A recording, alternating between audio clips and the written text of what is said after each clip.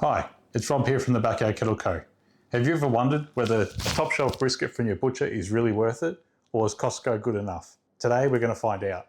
But this beautiful Kiwami brisket from the medium place down here in Victoria. We're going to cook this on the Weber Kettle. We're going to do the exact same cook on our Costco brisket, and we're going to see if it's really worth spending any extra money to get something high quality like this, or if a Costco brisket's good enough. We're going to run through our steps of how we get it all prepped, and we'll make some comparisons along the way between this and the Costco brisket. Let's start with trimming. So first, we'll get this out of the bag. We're just going to get a pat down, get any blood off. All right, so we're going to start trimming it. What we want to do is take off any hard fats, and we want to take off any really thin bits and any straggly bits. So we'll start with that, and we'll start getting nice and smooth. Just want to run your hand over and make sure it's all nice and smooth to the touch. Take any sinew like that off. I've got that corner, we'll get that off to start with. As you can see there, we've got a nice marbling there. There's a better example of the marbling. Sort of corner off there. The thing that I'm noticing compared to the last Costco brisket I did is the fat is quite soft. I've got this mohawk here, you want to take that off. Bit counterintuitive being so much meat, but it's just going to rise up. So we'll take off a chunk of it here. We'll see what we've got. Aerodynamics is what you're after. You want it to be smooth so the air just rolls over. You don't want any crevices like this. So I'm going to have to sort of cut into there and smooth that out, unfortunately.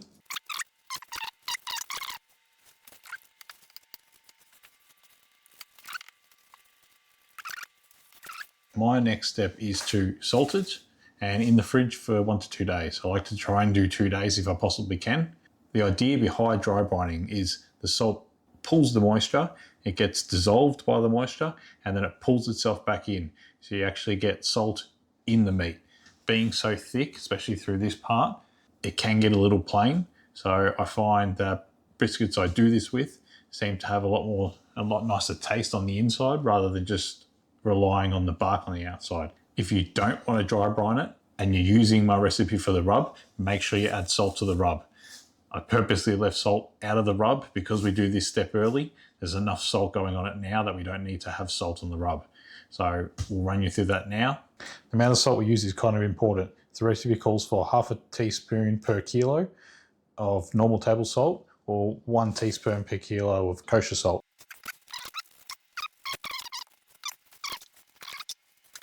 So now that's done, we'll get it on a tray. If you have a wire rack to keep it elevated off the surface, use it. I haven't, so I'm just going to stick it on the tray like I usually do. So we'll get that brisket in the fridge and we'll see you in a couple of days. All right, so now we've got the Costco brisket. This is a Angus Reserve. We're at 8.6 kilos and 128 bucks, so half the cost. We'll cut into this, we'll start trimming it similar to how we did the other one, and then we'll put it back in the fridge for a couple of days, same as we did with the Kiwami brisket, and we'll cook it on the Weber Kettle, exactly the same. So let's get into trimming this one. A couple of bits of fat hanging off there. Probably what we're going to have to do is cut that mohawk completely off. As you can see, we got that nice and flat on the other one. It didn't raise up. This one will just curl over. Probably just going to have to cut into that and smooth it out a little bit. There's quite a bit of marbling in there. It's definitely not the same.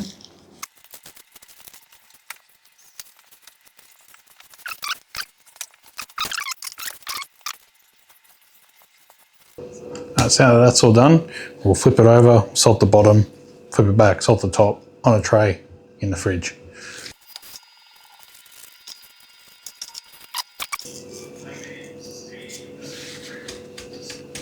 Let that sit for a couple of days. Today is Wednesday afternoon. The plan is to have it on Friday night. I'm going to start prepping stuff as soon as I get home and get that on ASAP. We've got people coming around Saturday for lunch, aiming for around again 1:30.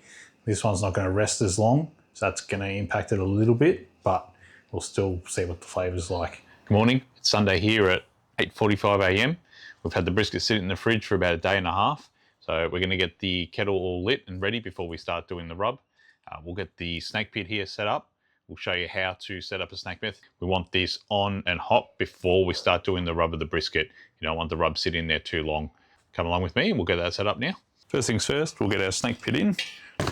We're going to be using Heat Beads today, just the red bags. You can use blue as well. I really like the blue ones. So we're just going to chuck them in and then we'll rearrange. I'm going to go 2 wide and I'm going to go 1 on top. So I'll show you early on. So the 1 on top is just going to be like that.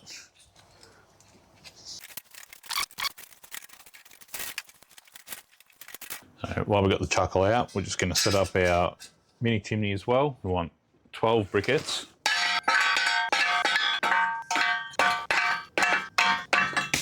So we'll get that chimney lit up, wait for all the charcoal to be ashed over, and then we'll throw it at the start of our snake. My favourite smoking wood to use are the Banksia cones. Find these on the side of the road under a Banksia tree. So we'll line them up. You want it near the start of the snake because that's where the meat absorbs the most smoke. So we'll throw that, separate it a little bit, there and there. One benefit for the snake pit is getting the deflector plate. I recommend, if you're using a snake method, if you can get some form of plate on top to just distribute the heat a little bit more and not have that direct heat from where the charcoal is, highly recommended. Another tip is foil. Add foil to it because whatever drippings you're going to get, they're going to hit that stainless steel and it's just going to burn. So we'll get that on. Today we're going to be taking the easy method and use one of these, SmartFire. This makes the barbecue super easy. I've already got a hole in the kettle and this plugs in, pushes some air into there and controls the airflow, that controls the temp. All right, so we'll throw this in the middle somewhere just because we're preheating. Get our lid on. Roughly want the vent opposite where your heat source was. And I normally open it about 1/3. Just enough to let the airflow out, but not enough to draw too much. As mentioned, we've had our brisket in the fridge for about 1.5 days. We've just let it sit outside the fridge for probably about 1.5 hours, just let it get a bit more to room temperature. So what we're going to do is flip it over. We're going to put our rub on the bottom first, as that's going to be the bottom surface.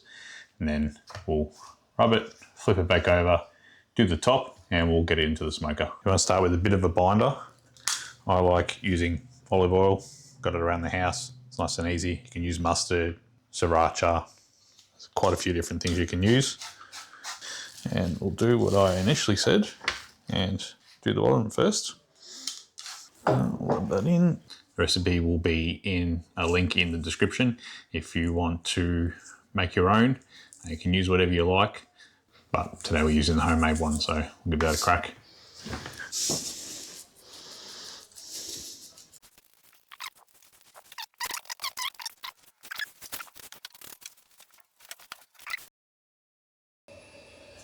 Right, so we've got our kettle all preheated and ready to go. So we're going to be running 2 different probes. We're going to be using one of the probes from the SmartFire to just keep an eye in one app. We're also going to give the Typhur temp probe a shot as well. It'll give me indications of when the brisket plans to be ready as well, which is a handy little tip.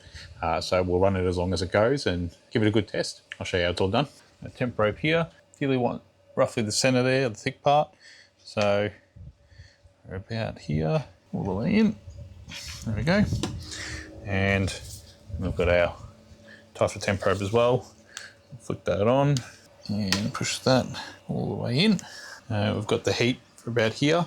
So what we want to do is that temp probe, we want just in front where the meat's going to sit. We're going to get the thickest part of the meat towards the heat source. We're just going to have to keep semi an eye on it and we'll keep turning it as we go. This is the front part. Turn it up. And get that on. What you ideally want to do is what I'm doing here is sort of like plump it up. I want to make it as sort of thick as it'll possibly sit. You know, I want to stretch it out, make it thin. We'll throw the lid back on. We'll make sure the vent is opposite our heat source. You can see the smoke starting to come through here. That goes that way, and we're done. Same thing with the Typhur wrap. Got that there. And we're going new cook. Beef. What do we got? Brisket. Well, we added 93 is in the right temperature. That'll be a good start. We'll start that.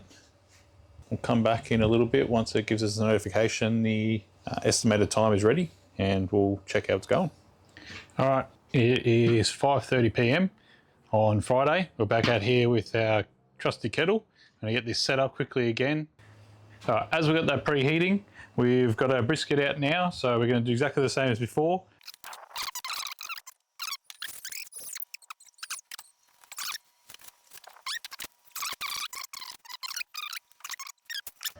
And we'll try and get the thickest part of the meat in this section here. And up, it can go about there. As you can see, we've got our brisket on now. We'll get the lid down and we'll let it just cook for a bit, and we'll check on it in a little bit of time. See you in a bit. All right, so we're about 5.5 hours in. We've hit about 73 degrees internal. So at this point, we're gonna boat it. Look at that. That looks amazing.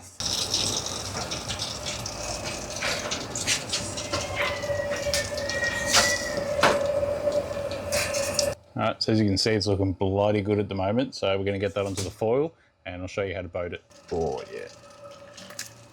So what you wanna do is you literally wanna create a boat.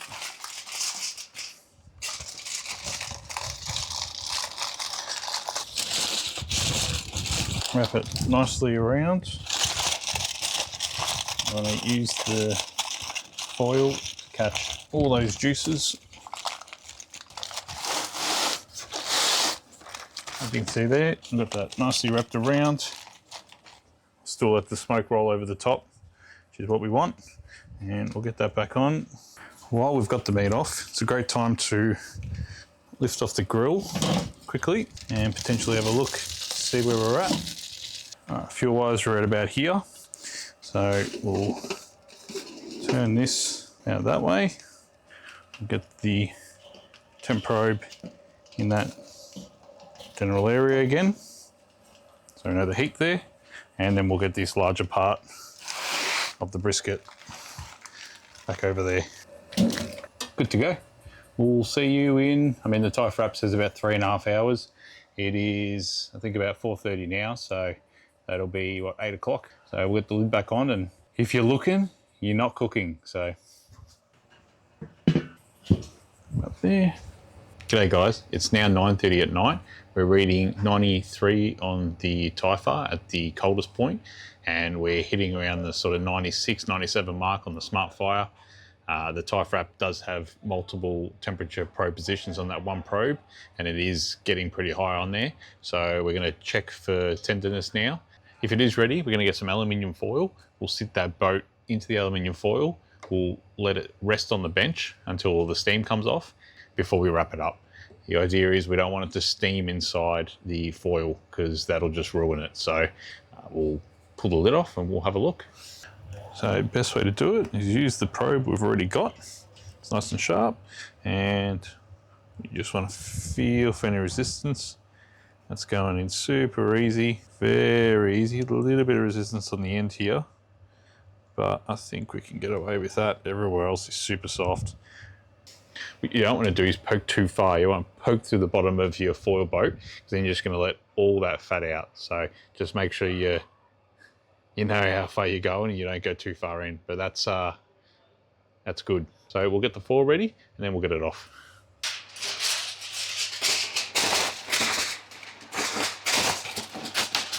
As you can see, we've got the foil ready. We've taken the wide probe out. We're going to leave the Typhur one in there. Good thing about the Typhur one is it lasted all day. So we put it on around 10 o'clock and it's now 9:30 and it's still going strong. Battery's still going. So we're going to leave it in there so we can track the internal temperature coming down. And yeah, we'll see how it goes.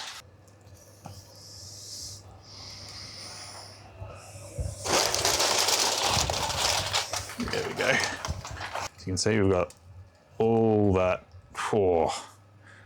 all that tallow. What we're going to do is, I might not pour it in on top. Usually I would, but there's so much of it, I want to save it. And we will attempt to pour that all in there. Look at that. Oh.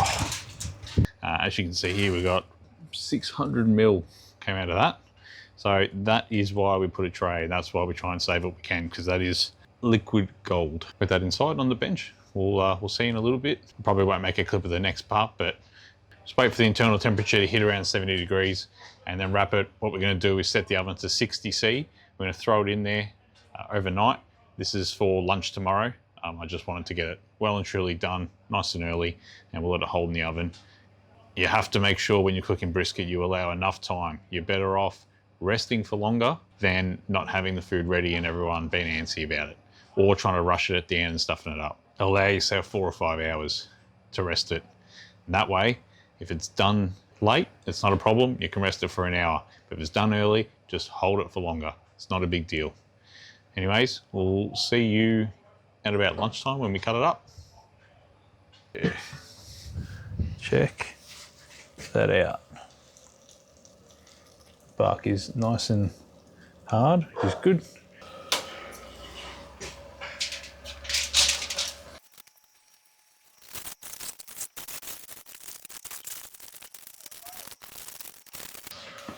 What we do now, get the lid back on, and we'll give that a few hours, and we'll wake up at probably 5, 6 o'clock whenever the alarm goes off, and see what happens. See you in the morning. Morning, guys. It is now 7:30. We're sitting at about 95.5 on the SmartFire app. On the Typhur app, we're sitting at 94 at the coldest part and 97 at the hottest part of the probe. So we're going to have a look at it. We'll give it a quick probe test. I want to try and pull this one off a little bit earlier than I did the Kiwami one, just because, as you may have seen, depending how I edit this video, as I sliced into the Kiwami one, it just fell apart. I couldn't even lift up the slice. So I don't want to go too far with this one and end up being just fall apart. But also want to make sure it's tender. So balancing act. I prefer it to be fall apart than not tender. So before we do anything, we're going to use the probe that we have here. We're just going to poke it in a few spots. That's pretty good. It's a little bit hard at this back part. Based on how everything else is feeling, I think I'm going to take that chance.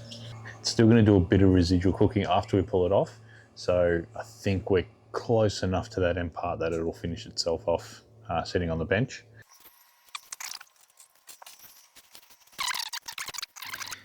So it's now 1:30, we're a little bit later than we expected, but we've had the brisket sitting in the oven for about 14 hours, resting at 70 degrees C. So we're going to pull it out, we'll slice it up, and we'll see what it looks like. Maybe we'll give it a quick, sneaky taste test too. So juice on there.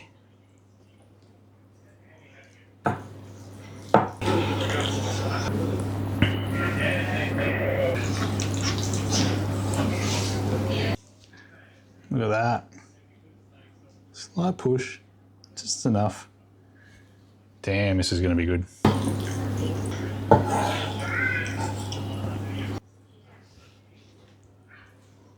Ooh, it is falling apart. This little taste. Oh, absolutely nailed it. A little bit more. God damn. Oh. Holy crap. How'd you go, big fella? Well, smells good. Take a bite, mate. All right, I will. Go for it. That looks banging. Oh, what you reckon? Yep. Delicious. All right, guys, it is now 1:50 p.m. We've had the brisket in the oven from about 7 a.m. So what's that? 7 hours of resting, roughly. So we'll pull it out the oven, get it onto the board, and we'll see how it goes. Good luck. And we'll have a quick look at the brisket here. So it's still got most of the juices sitting inside, so I would have hopefully soaked all that up as it cooled down a little bit. Let's get it out of the tray.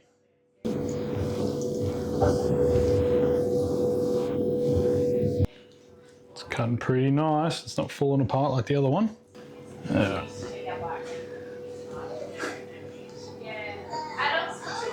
Look at that. juicy. Yeah, this is going to be right up there on one of them. It's going to be right up there on one of my best cooks. Slice that other muscle off here. We're having a similar issue here where it's starting to fall apart, as you can see. Let's give this a taste.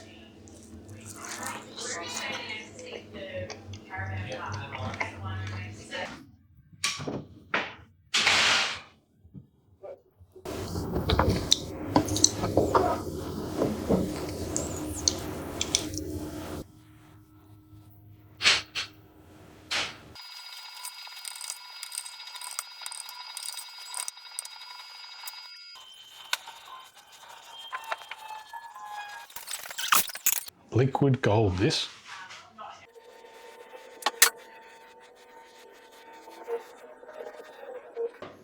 So initial feedback is, tastes bloody good.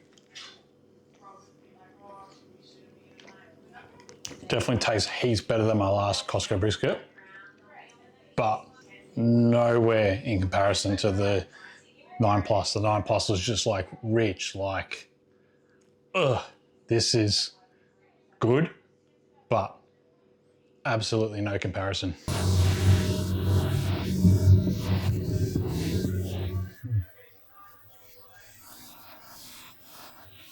As always, stay smoky, legends.